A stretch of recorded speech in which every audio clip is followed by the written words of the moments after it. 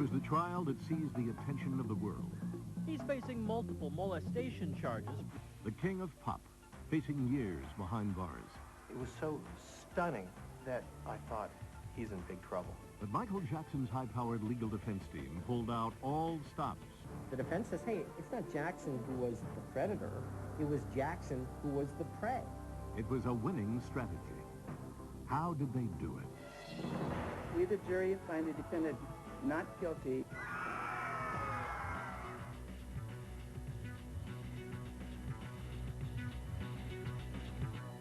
Michael, what do you want everybody to know?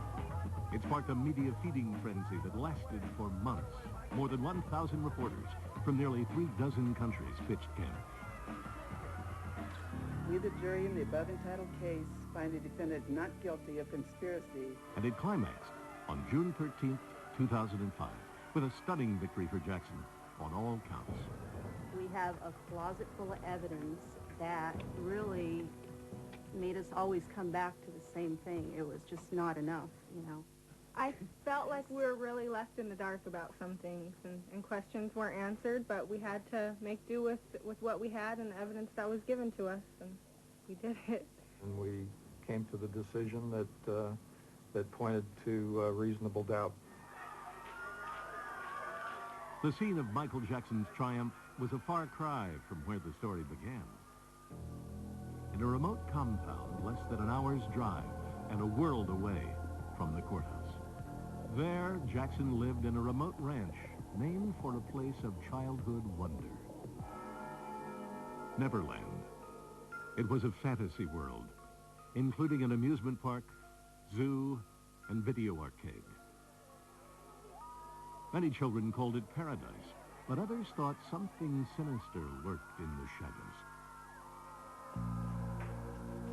This world that is so opulent and beautiful, but paradoxically so strange and sometimes creepy. You know, it really is a reflection of Michael Jackson in many ways. It was behind this slick veneer of childhood fantasy, in Michael Jackson's cluttered bedroom, that a crime was alleged to have happened. A crime against a child. It was so stunning that I thought, he's in big trouble. But in the end, the prosecution failed to prove its case, as some thought it would from the very beginning. I think this is a terribly weak case. I think it's weak with the evidence. I think it's weaker without it. The case began on November 18th, 2003, when Santa Barbara County officers raided Neverland. The search yielded a wide-ranging collection of pornographic magazines and books from Jackson's office, bedroom, bathroom, and under his bed. Court observers felt the pornography was an important part of the prosecution's case. I think it's significant because it creates an atmosphere, or the impression of an atmosphere. On November 20th, Jackson was arrested as his private plane landed in Santa Barbara. And in April of 2004, he was indicted on 10 counts, including lewd acts upon a child, administering an intoxicating agent to assist in a felony, and conspiracy. And so the life and career of a man who had so boldly labeled himself the king of pop would now be put on the line inside a courtroom in Santa Maria, California. These would be dark days for Michael Jackson, but it hadn't always been that way. Once, he had indeed ruled the music world. At Michael's peak, he probably was worth in excess of $500 million. But Jackson also mystified fans with his increasingly strange behavior. You look at his physical appearance and how it's changed over the years. And you see why people call him Wacko Jacko. When there was the story that he wanted to buy the elephant man's bones, there was a story that he would sleep in a hyperbaric chamber. Look where he lives. He lives in a theme park. How much stranger can you be? He calls it Neverland. He thinks of himself as Peter Pan. To say he's normal would redefine the word normal. In 1993, Jackson's behavior went from bizarre to troubling when a 13-year-old boy accused him of sexual abuse, evidence that would eventually become a centerpiece in the case against Michael Jackson. I think if the judge had not allowed in the evidence of the prior accusations, you really wouldn't have seen much of a case here. It is the heart and soul of the prosecution's case. The allegations in that case involved oral copulation, and that prompted the police to get a court order to force Michael Jackson to have photos taken, and they were compared, and they were dramatically very similar. There was certain blotch marks, certain discolorations on his penis, which basically the boy was able to identify. The implication obviously is, how could he have seen Michael Jackson naked but for a molestation or a situation that he shouldn't have been in? In the wake of the 1993 accusations, Santa Barbara County Prosecutor Tom Sneddon prepared a criminal case against Jackson. But the singer reached an out-of-court settlement with his accuser for about $20 million. Tom Sneddon was trumped by the civil settlement in 1993. I think he's really passionate about this case, perhaps too passionate, too close to this case. I'm going to show you a photograph. It's almost like the movie The Fugitive, you know? I think that he's been out to get this man, and he doesn't believe that there's the one-armed man out there. It's Michael Jackson's the guy he's been after. I'm not one of these people that has a big problem with Tom Sneddon. This is a man who believes with all of his heart that Michael Jackson is a pedophile,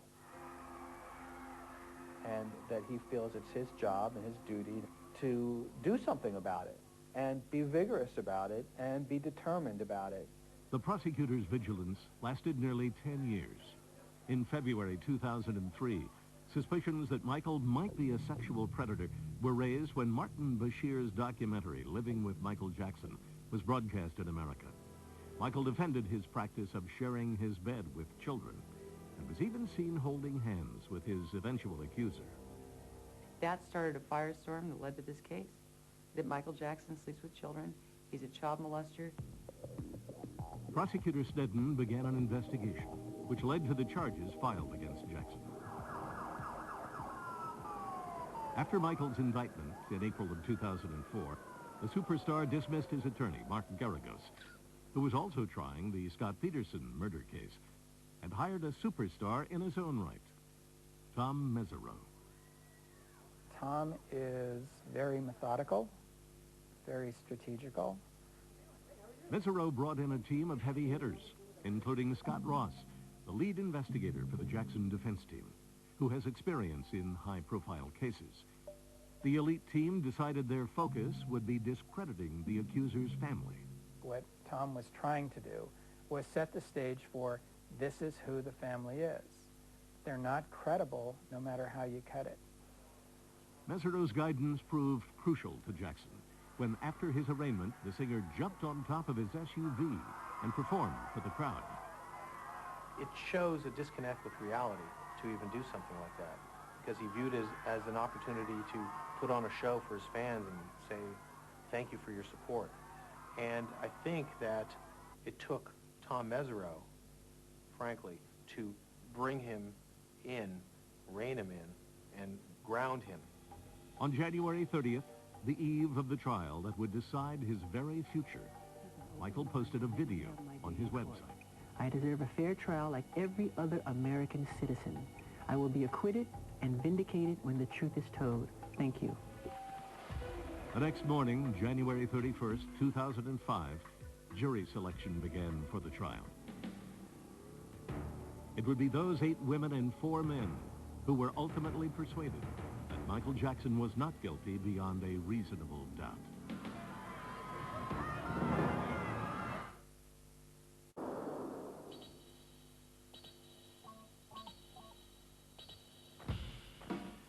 You're hoping that maybe you can find a smoking gun or something that you can grab onto that says absolutely one way or another, and in this case, we had difficulty in finding that. When the Michael Jackson trial began on February 28, 2005, prosecutor Tom Sneddon promised the jury shocking details. He would show them, he said, how one of the most famous celebrities of our day lured a 13-year-old boy into his web. Sneddon said he would detail how Michael Jackson seduced the boy with attention and gifts, how he showed him pornography and plied him with alcohol, all with one goal in mind: sex. It sounded like a compelling case.